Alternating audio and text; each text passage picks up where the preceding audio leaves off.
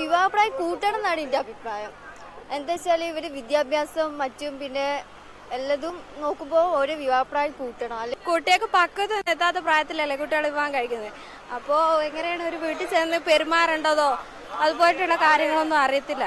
വിവാഹപ്രായം എന്ന് പറയുന്നത് കുറക്കല്ലേ വേണ്ടത്, കൂട്ട് തന്നെ വേണ്ടത്. കാരണം 18 വയസ്സായതിനു ശേഷം മാത്രമേ പെൺകുട്ടികൾ ഒരു പക്വതയിൽ എത്തുന്നുള്ളൂ എന്നാണ്. പ്രത്യേകിച്ച് പറയുന്നത് വിദ്യാഭ്യാസത്തിനുള്ള കൂടെ ഒരു കാലഘട്ടമാണ്. ഒരിക്കലും പിന്നെ ഈ 15 വയസ്സായി പ്രായപൂർത്തിയായി എന്നുകൊണ്ട് തന്നെ മതം പറയുന്നതിന് പോലെ അനുസരിച്ച് അവർക്ക് ആ പക്വതയും എത്തിയിട്ടില്ല.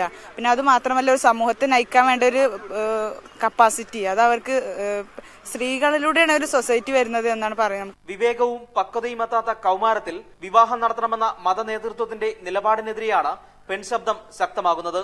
മലബാറിലെ മിക്ക ക്യാമ്പസുകളിലും വിദ്യാർത്ഥി സംഘടനകൾ പ്രതിഷേധവുമായി രംഗത്തെത്തിയിരിക്കുകയാണ്.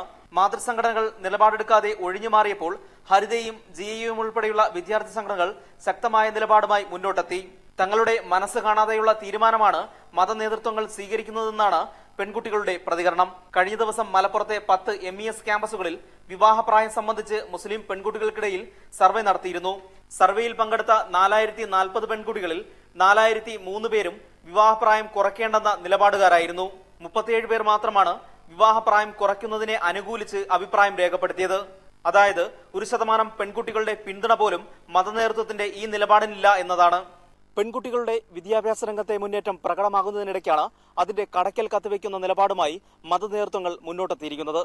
പെൺകുട്ടികൾ തന്നെ തുറന്ന നിലപാടുമായി രംഗത്തെത്തിയപ്പോൾ കൂടുതൽ പ്രതികൂട്ടിലായിരിക്കുന്നത് മതസംഘടനകളാണ്. മലപ്പുറത്ത് നിന്നും ഹിജാസ് അഹമ്മദ്, ഇന്ത്യ വിഷൻ.